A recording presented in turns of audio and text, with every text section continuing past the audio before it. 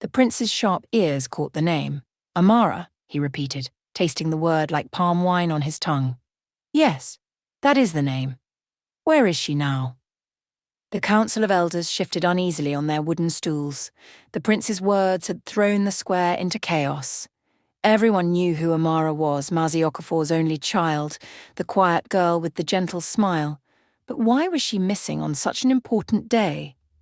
The eldest elder, his white beard swaying as he stroked it, cleared his throat. It is true, my prince. Amara should be among the maidens. She is of age, and her beauty is well known in this village. But he glanced around at the murmuring crowd. It seems she was sent away. The prince leaned forward, his eyes sharp. Sent away? And for what crime? Before anyone could answer, a small voice rose from the back. It was Ngozi, Amara's childhood friend, the same one who hugged her tearfully when she left. She pushed through the crowd, her eyes blazing with courage.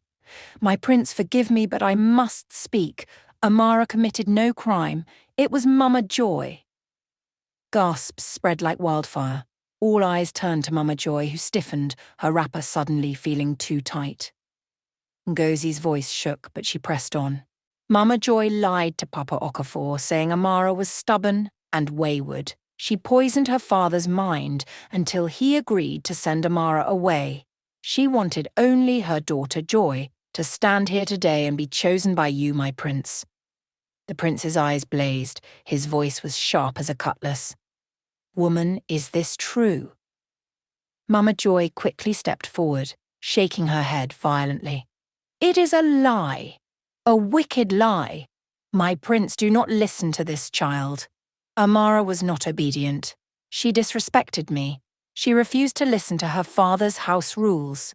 I only asked that she be disciplined.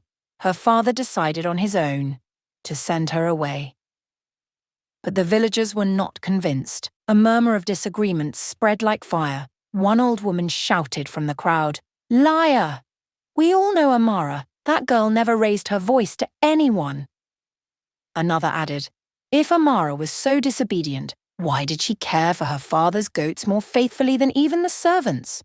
Why did she fetch water for half the compound every dry season? The prince lifted his hand and silence fell. His gaze pierced Mama Joy. The truth may be buried in the ground, but it will always sprout like yam in rainy season. You cannot hide it. Mama Joy dropped her eyes, sweat dripping down her face. Joy stood beside her, trembling, her pride melting into shame. The eldest elder finally spoke, pounding his staff on the ground. This matter cannot end here. The girl must be found. Let Amara be brought before us. Only then will the gods show whose heart is pure. The villagers roared in agreement. The prince nodded firmly, his decision final. Send for her. I will wait. Amara must stand here. Mama Joy's throat went dry. Her plan was collapsing before the entire village, but she wasn't ready to give up yet. Deep inside, she was already plotting her next desperate move. The prince's order was like thunder, swift and unquestionable. The elders wasted no time. Messengers were dispatched immediately, carrying the prince's words to Umuike, where Amara had been sent. The villagers lingered in the square, buzzing with excitement. Women whispered as they adjusted their wrappers. Children ran about, chanting, Amara is coming back! Amara is coming back! By the next evening, the sound of talking drums rolled through Umui's. Dust rose from the path as the messengers returned, and behind them walked Amara. Her raffia bag still dangled from her shoulder, her wrapper plain and slightly faded, but her face shone with a quiet strength. She was surprised to see half the village waiting for her. Some clapped, some ululated, others rushed forward to hug her. Amara, daughter of Okafor, welcome back, cried one old woman. Ah, true pride is here, another shouted. Amara's eyes filled with tears. She had left in shame, feeling forgotten, but now she returned to songs and praise. She bowed her head in humility, whispering a prayer of thanks to God. At the far end of the square, Mama Joy stood stiffly, her hands clutched so tightly around her wrapper that her knuckles turned white. Every cheer for Amara felt like a dagger in her chest. Every cheer for Amara felt like a dagger in her chest.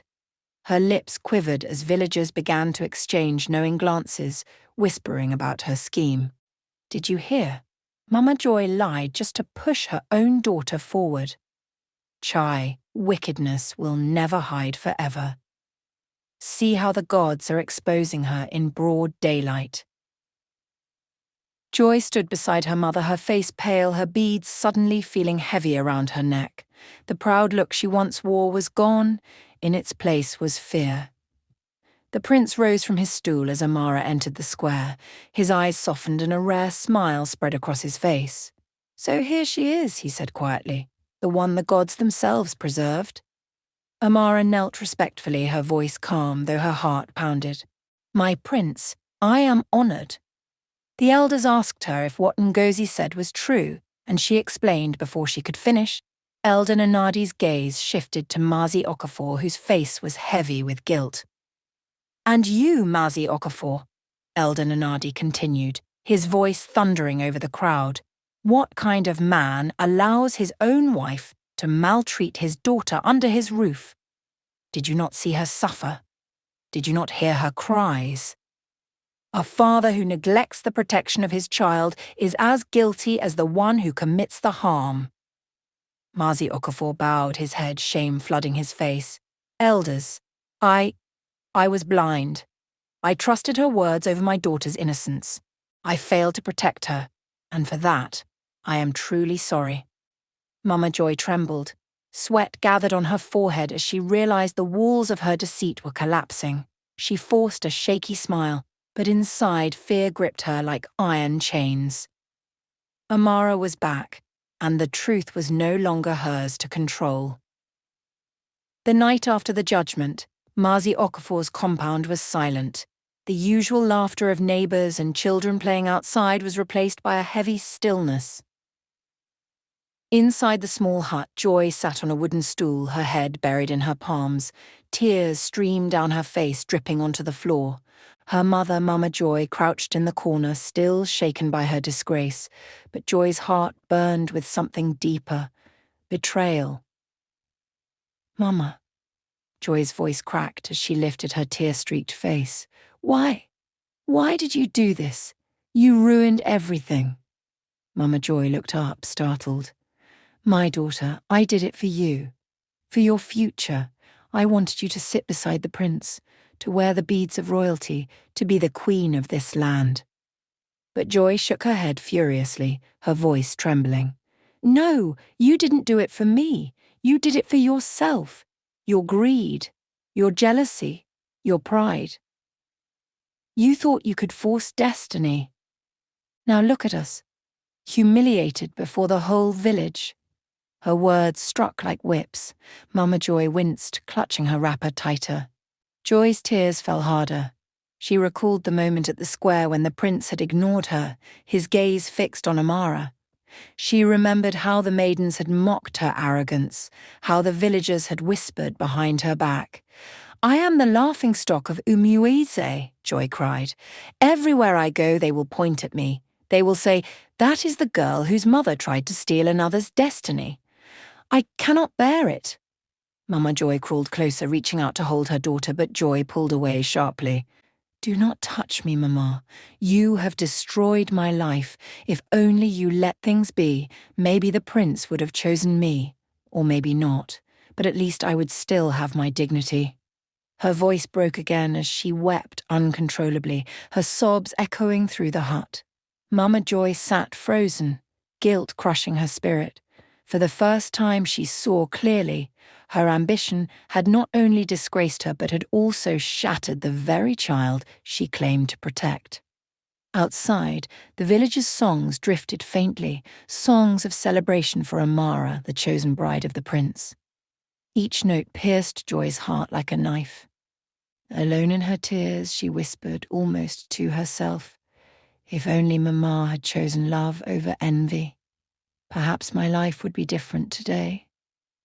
The morning sun bathed Umui's in golden light, signaling a day of triumph.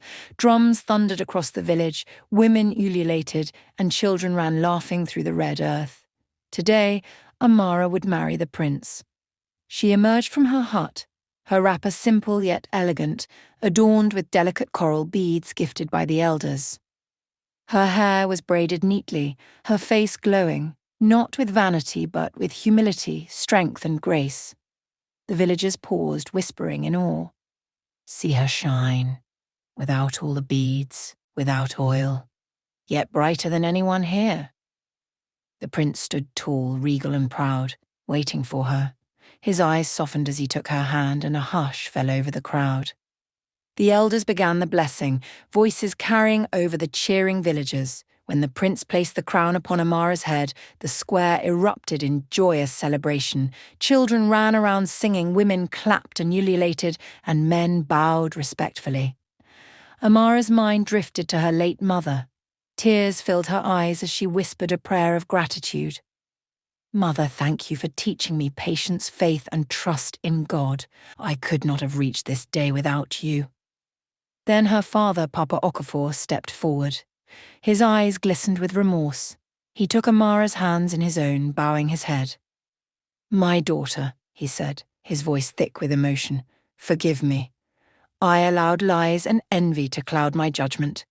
I failed you, but I am proud of the woman you have become. Amara embraced him, tears mingling with his, and the villagers watched with admiration. Even those who had doubted her saw the power of truth and humility prevailing. As she stood beside the prince, ready to enter her new life, Amara whispered a final prayer. No matter how far they try to push you away, your destiny cannot be stolen. God will always make a way. The celebration continued, but in the hearts of all who witnessed it, one truth shone brighter than the beads and oil.